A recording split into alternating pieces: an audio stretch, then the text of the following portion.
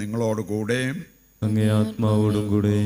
വിശുദ്ധ യോഹന്നാൻ അറിയിച്ച പരിശുദ്ധ സുവിശേഷത്തിൽ നിന്ന്. കർത്താവേ, അങ്ങേക്ക് മഹത്വം. അധ്യായം 21, 20 മുതലുള്ള തിരുവചന ഭാഗം.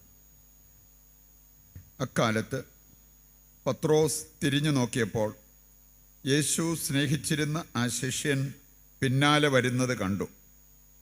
ഇവനാണ് അത്താഴ സമയത്ത് യേശുവിൻ്റെ വക്ഷസ്സിൽ ചാരിക്കിടന്നുകൊണ്ട്, കർത്താവേ, ആരാണ് നിന്നെ ഒറ്റിക്കൊടുക്കാൻ പോകുന്നത് എന്ന് ചോദിച്ചത്.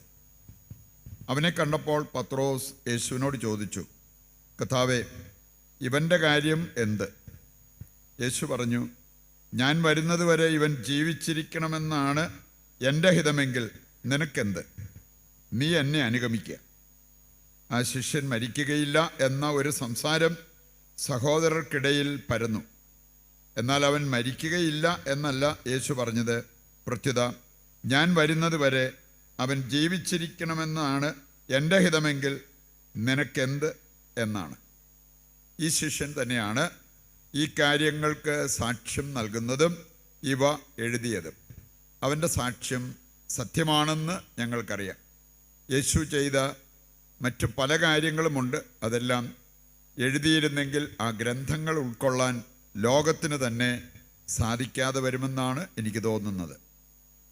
കർത്താവിൻ്റെ സുവിശേഷം. ക്രിസ്തുവേ, അങ്ങേക്ക് സ്തുതി.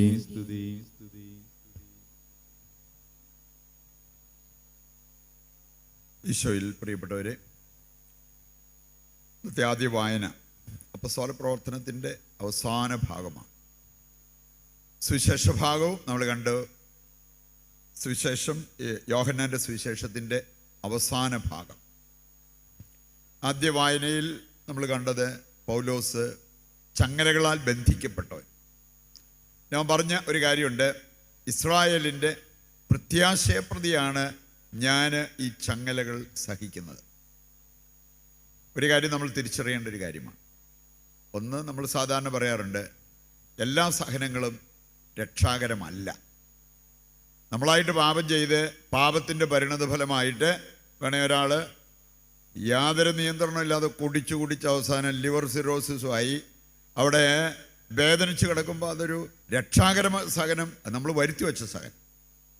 അവിടെ പാപം മൂലം, അകൃത്യങ്ങൾ മൂലം സഹനങ്ങൾ ഉണ്ടാകാം എന്നുള്ളത് സങ്കീർത്തനം 107:17 മുതൽ വായിക്കുമ്പോൾ നമ്മൾ കാണുന്ന പറയുണ്ട്. എല്ലാ സഹനവും രക്ഷാകരം എന്ന് പറയാൻ പറ്റില്ല. എന്ന് പറഞ്ഞ പോലെ തന്നെയാണ് എല്ലാ സഹനങ്ങളും ലജ്ജാകരമെന്ന് പറയരുത്.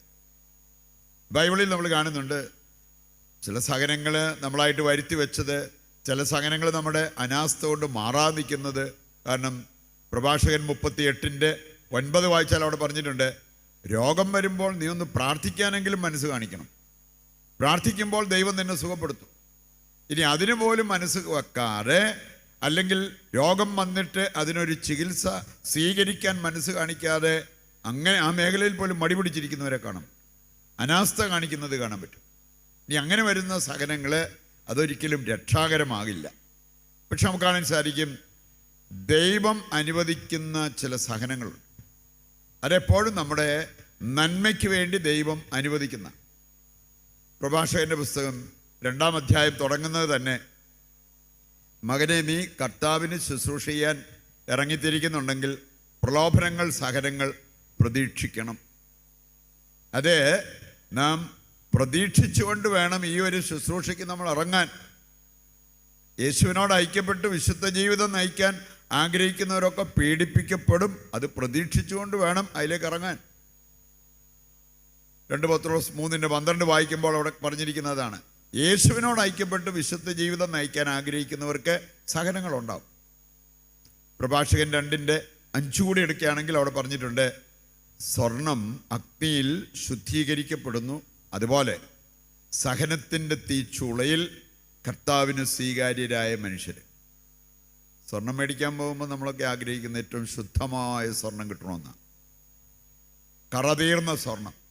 അതിന് അത് അഗ്നിയിൽ ശുദ്ധീകരിക്കപ്പെടണം എന്ന് പറഞ്ഞ പോലെ ദൈവത്തിന് നമ്മുടെ ജീവിതം സ്വീകാര്യമാകണമെങ്കിൽ ആ സഹനത്തിൻ്റെ തീച്ചൂളയിൽ നമ്മൾ ശുദ്ധീകരിക്കപ്പെടണം. അതുകൊണ്ടാണ് കർത്താവ് നമ്മളെ ശിക്ഷിക്കുവല്ല, ശിക്ഷണം നൽകി നമ്മളെ സ്വന്തമാക്കുകയാണ്, വിശുദ്ധീകരിച്ചുയർത്തുകയാണ് എന്നാണ് ക്രിസ്ത്യാനി സഹനത്തെക്കുറിച്ച് ചിന്തിക്കേണ്ടത്.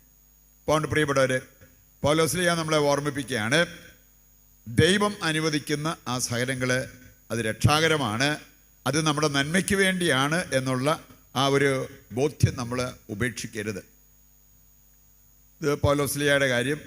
നമ്മളിനി സുവിശേഷ ഭാഗത്തേക്ക് വരുമ്പോൾ പത്രോസിനെക്കുറിച്ച് ഒരു കാര്യം അവിടെയുണ്ട്, നമ്മളൊക്കെ പഠിച്ചിരിക്കേണ്ട ഒരു കാര്യമാണ്. നമ്മൾ ഈ സുവിശേഷങ്ങളിലൂടെ കടന്നു പോകുമ്പോൾ നമുക്ക് കാണാൻ സാധിക്കും, പത്രോസിൻ്റെ ജീവിതത്തിൽ ഒരു ഹൈ പോയിന്റ് എന്ന് പറഞ്ഞാൽ ദൈവം വാനോളം അവനെ ഉയർത്തിപ്പിടിച്ചിരിക്കുന്ന രംഗം കാണാൻ പറ്റും.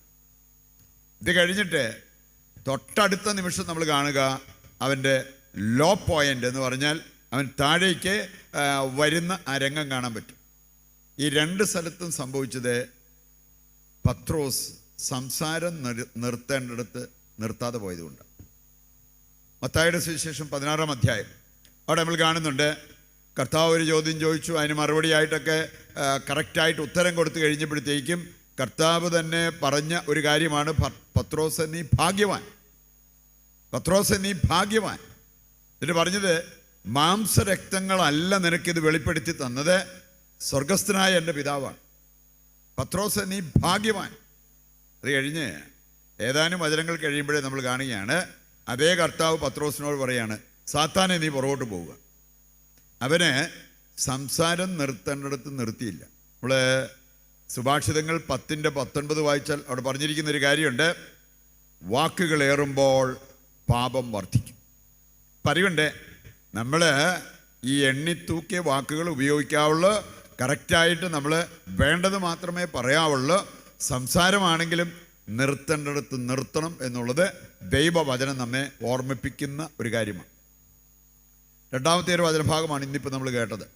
നമ്മൾ കണ്ടോ, പത്രോസ് ഇങ്ങനെ ചോദ്യങ്ങൾക്കൊക്കെ മറുപടി നൽകിയപ്പോഴത്തേക്കും അവനോട് കർത്താവ് പറഞ്ഞൊരു കാര്യം, നീ എന്നെ അനുഗമിക്കുക, നിനക്ക് എന്നെ അനുഗമിക്കാനുള്ള യോഗ്യതയുണ്ട്, നീ എന്നെ അനുഗമിക്കുക.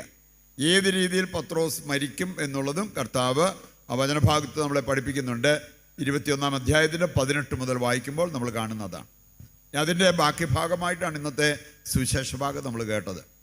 ഇവിടെ നമ്മൾ കാണുകയാണ്, യോഹന്നാൻ ശ്ലീഹ കർത്താവിൻ്റെ വക്ഷസിലേക്ക് ചാഞ്ഞു കിടന്ന്, കർത്താവെ ആരാണിത് ചെയ്യാനിരിക്കുന്നത് എന്ന് ചോദിച്ച് യോഹന്നാൻ ശ്ലീഹ, യേശുവിൻ്റെ അരുമ ശിഷ്യൻ, അവൻ വരുന്നത് കണ്ട് പത്രോസ് ചോദിച്ചു, കർത്താവെ അവൻ്റെ കാര്യം എന്താ? അവൻ്റെ കാര്യം. ഒത്തിരി പേരുടെ പ്രശ്നം ഇതാണ്, സ്വന്തം കാര്യം നോക്കുന്നതിനേക്കാളാണ് മറ്റുള്ളവരുടെ കാര്യം. ഞാൻ എൻ്റെ ജീവിതം നേരെയാക്കുന്നതിനേക്കാൾ മറ്റുള്ളവരെ നേരെയാക്കാൻ വേണ്ടി ഓടി നടക്കുക. അവൻ്റെ കാര്യം എന്താണ്? ആ ചോദ്യത്തിന് മറുപടിയായിട്ട് കർത്താവ് പറഞ്ഞത് അത്ര രസകരമായ കാര്യമല്ല. You mind your business. നീ നിൻ്റെ കാര്യം നോക്ക്. നീ എന്തിനാണ് അവൻ്റെ കാര്യത്തിൽ ഇതിന് മാത്രം ശ്രദ്ധ ചെലുത്തുക? ഇനി ഞാൻ വരുന്നത് വരെ അവൻ ജീവിച്ചിരിക്കണമെന്നതാണ് എൻ്റെ ഹിതമെങ്കിൽ നിനക്കെന്ത്? പറയുന്നുണ്ട്. എൻ്റെ പ്രിയപ്പെട്ടവരെ, നമ്മളെ സംബന്ധിച്ചിടത്തോളം നമ്മുടെ ജീവിതം നേരെയാക്കി ദൈവത്തിന് പ്രീതികരമായൊരു ജീവിതം നയിക്കാൻ നാം ശ്രദ്ധിക്കുക എന്നുള്ളതാണ് ഏറ്റവും പ്രധാനപ്പെട്ട ഒരു കാര്യം. അതാണ് ക്രിസ്തീയ ജീവിതം. നമ്മൾ കാണുന്നുണ്ട്, 1 കൊറിന്തോസ് 9:27 വായിച്ചാൽ പൗലോസ്ലീഹ പറയുന്നൊരു കാര്യമുണ്ട്, മറ്റുള്ളവരെ നേടിയെടുത്തിട്ട് ഞാൻ എന്നെ തന്നെ നഷ്ടപ്പെടുത്താതിരിക്കാൻ എന്നോട് കർക്കശമായി ഞാൻ പെരുമാറും. I am very strict with myself. എന്നോട് ഞാൻ വളരെ സ്ട്രിക്റ്റ് ആയിരിക്കും, പക്ഷെ മറ്റുള്ളവരോട് ഞാൻ അനുകമ്പ കാണിക്കും. ഇന്ന് നമുക്കൊക്കെ പറ്റുന്ന എന്താ? നമ്മുടെ കാര്യം വരുമ്പോൾ ഞാനൊരു തെറ്റ് ചെയ്തിട്ടുണ്ടെങ്കിൽ അതിന് 100 ന്യായീകരണങ്ങളാണ്. മറ്റൊരാൾ തെറ്റ് ചെയ്ത് കഴിഞ്ഞാൽ അവനെ കർക്കശമായിട്ട് അവനെ ശിക്ഷിച്ചേ പറ്റൂ എന്നും പറഞ്ഞ് നിർബന്ധം പിടിക്കുന്നവരെ കാണാൻ പറ്റും. ഇതിൻ്റെ നേരെ വിപരീത മനോഭാവം ഉൾക്കൊണ്ടൊരു വ്യക്തിയാണ് പൗലോസ്ലീഹ. കാരണം അവന് ആത്മീയതയുണ്ടായിരുന്നു. ആത്മീയമായിട്ട് വളർന്നത് കൊണ്ട് അവന് പറയാൻ സാധിച്ചു, എന്നോട് തന്നെ ഞാൻ വളരെ സ്ട്രിക്റ്റായിട്ട് പെരുമാറും, പക്ഷെ മറ്റുള്ളവരോട് ഞാൻ അങ്ങേയറ്റം അനുകമ്പ കാണിക്കുന്ന വ്യക്തിയായിരിക്കും എന്ന് പൗലോസിന് പറയാൻ സാധിച്ചു. എൻ്റെ പ്രിയപ്പെട്ടവരെ, ഈ ഒരു മനോഭാവം ഉൾക്കൊണ്ടുകൊണ്ട് അതനുസരിച്ച് നമ്മുടെ ജീവിതം ക്രമീകരിച്ച് മുമ്പോട്ട് പോകുവാൻ, അങ്ങനെ നമ്മുടെ ജീവിതം മറ്റുള്ളവർക്ക് ഒരു അനുഗ്രഹമായി മാറുവാൻ നമുക്ക് ആഗ്രഹിക്കുകയും അതിനായിട്ട് ഈ ബലിയിൽ ദൈവത്തോട് പ്രത്യേകം പ്രാർത്ഥിക്കുകയും ചെയ്യാം.